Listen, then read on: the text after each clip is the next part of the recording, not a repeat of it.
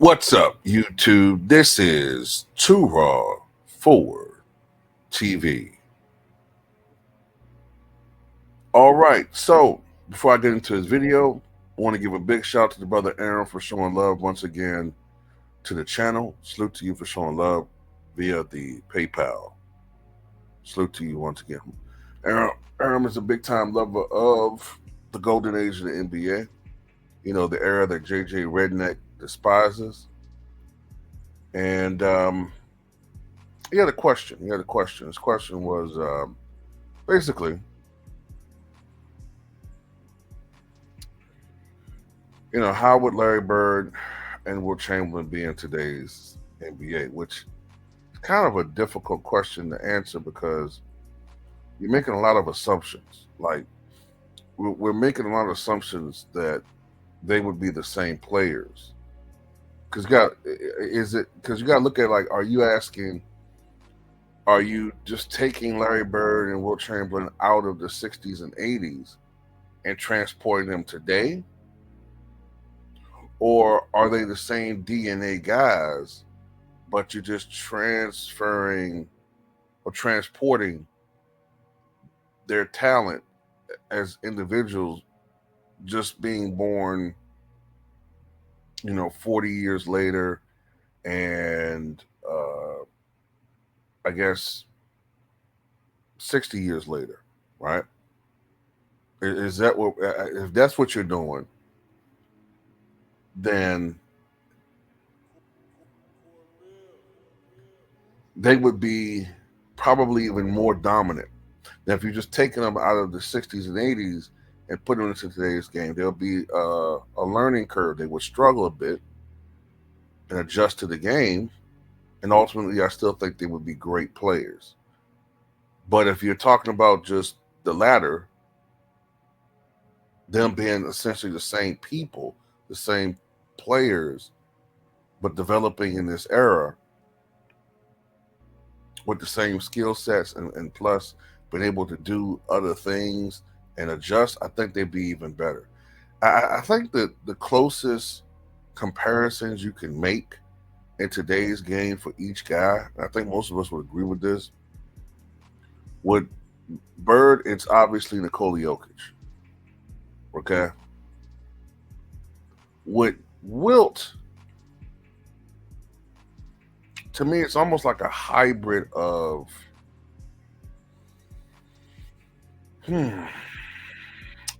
Giannis and Joel Embiid, but more heavy on the Giannis.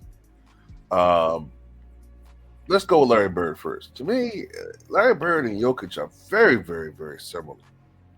Bird was a small forward, but he was really a power forward playing small forward. That was the edge Boston had to me. Boston really had two power forwards on the floor, but it was a unique situation where their games were so unique and dissimilar that they complement each other on the floor.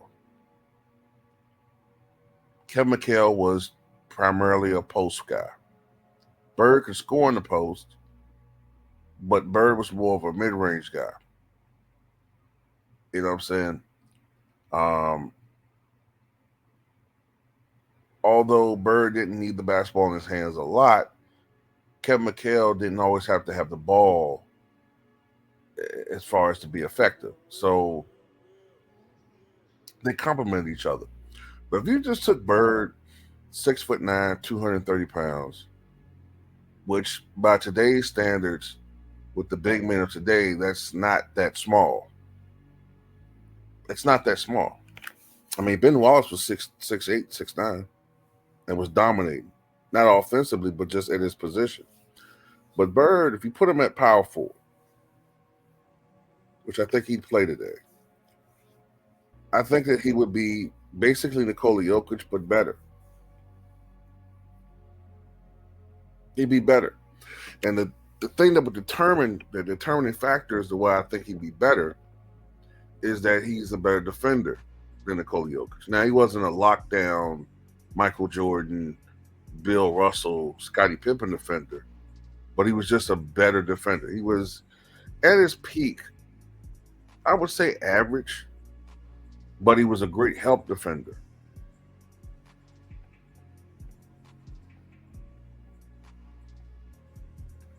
That's what his strength. He was a great help defender and roaming out, you know what I'm saying, helping other players and cleaning up their mistakes. That's what Bird was great at. And that's something that Jokic, you know, I know people like to point out some metrics saying that Jokic is a good defender. The metrics say it. Nah, he's not a good defender. Another thing you'll never have to question when healthy, you never have to question Bird's commitment to fitness. There have been some critiques that Nikola Jokic has, although over the last couple of years he had got better at this, his conditioning is starting to wane a little bit. You know what I'm saying? We'll have to see. But apparently, you know, it looks like he's been putting on a little bit of weight. That's something that you never saw with Larry Bird. You know what I'm saying? He always pretty much stayed in shape. The problem with Larry Bird was his physical health as far as a player. But, I mean, look, Bird had the mid-range. Bird could shoot from outside. And this is a Bird that has admitted that he didn't practice threes. And it's kind of evident if you watch Larry Bird. They probably, you know, that he didn't really practice threes because he could be a little streaky from outside. He had his games where he hit them because he was a naturally great shooter. But, you know, he also would get out of rhythm from outside. And he said he rarely practiced them, except for when he competed in a three-point contest, which he won 3 in a row, by the way. So imagine Larry Bird in today's NBA actually practicing threes. You know what I'm saying? I think he'd be even better. I think he'd be 40% for his career from outside. He was a good rebounder. Now, I don't know if he'd be averaging 12, 13 rebounds a night, but I think he would be averaging 9 to 10 boards a night. And I think he would probably be averaging, depending upon the personnel around him, if he was playing on a talented team, I think he would average around 7 assists because it's so loose now as far as what an assist is now. On a bad team like Jokic, maybe 9 or 10. So he would be even more of a triple-double threat than he was before, and a more dominant player, and therefore a perennial MVP candidate. Same thing with Wilt Chamberlain. Now, I guess essentially you could say Wilt would be Giannis, but he'd be better than Giannis. He would be bigger than Giannis, far stronger than Giannis. As strong as Giannis is, Wilt was pretty much considered by most the strongest player in the history of NBA. Strong core, all of that, right? So you got a guy to be bigger than Giannis. Excuse me, stronger than Giannis. Maybe not quicker than Giannis, but faster than Giannis, especially going up and down the court when he was young. Even faster than Giannis. Pretty much like resembling David Robinson when he first came to the NBA. I mean, just a gazelle up and down the court. Dare I say, even more athletic than Giannis. If you're talking about young Wilt Chamberlain.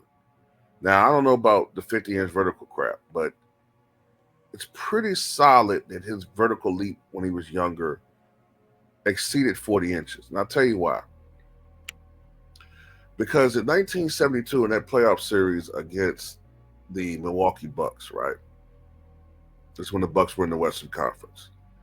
And we see how Wilt was regularly blocking Kareem's skyhook. That was a Wilt Chamberlain that was essentially playing on one leg because of the 1969 injury that would have ended any other mere mortal's career back then. And so he had lost a lot of athleticism, age. He had put on some weight over the years. I think at that point in time he was over 300 pounds. But when they were looking at his vertical leap, measuring it, when people are, the experts that can kind of measure these things, the how high a guy's jumping, his vertical leap, they estimate that even at that time, Wilt Chamberlain's vertical leap was 35 inches. So this was after putting on about 25 pounds in weight. This is after the injury and being in his mid-30s by then. So it's not a stretch to say in his prime, his vertical leap was probably over 40 inches. So you got a guy with a 40-plus inch vertical leap in Wilt Chamberlain, right? Possibly a little bit more than 40. A guy that in college and in high school was a shot putter, track and field athlete, high jumper. Then you had to add the fact that Wilt Chamberlain was a better rim protector than Giannis and a much better shot blocker. Probably lead the league in block shots every year. Every year. As good an overall defender as Giannis, possibly better. Better post game. Better mid-range jumper. Fadeaway jumper added to the repertoire. Giannis already is putting up 32 points a night, 12 rebounds a night, 4 or 5 assists a night in today's league. Now add that to his repertoire. And you got Wilt Chamberlain in today's NBA. Not to mention he'd be a better playmaker. He's one of the top 10 playmaking centers in the history of the NBA. And then you wonder why we revere these guys so much. And shake our heads in bewilderment when people say ridiculous things about them. Now, would he be putting up 100 points or averaging 50? No, I'm not going to do that in today's era. But he would be ridiculous. Also, unlike in his era, Wilt Chamberlain could actually post up. They couldn't do that back then, especially in the 60s. Those would be offensive fouls. They couldn't do that. That's why you don't have footage of Wilt Chamberlain just backing the guy.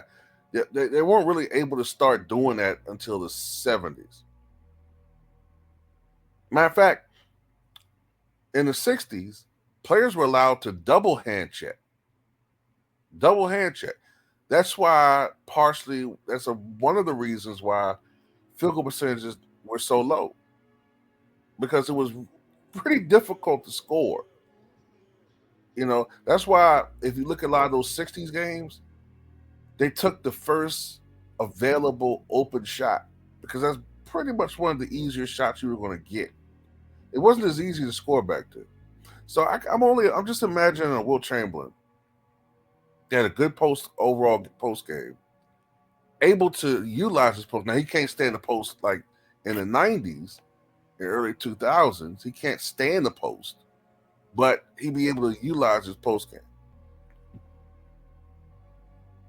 And then don't forget that Wilt Chamberlain was a great outlet passer too, like Kevin Love. So, man, these two guys would be the best players in the NBA, in my opinion. Today, they'd be the best players. And they'd be even better, in my opinion, than they were when they played. They'd be even better with Larry Bird because the game would be suited for his skill set.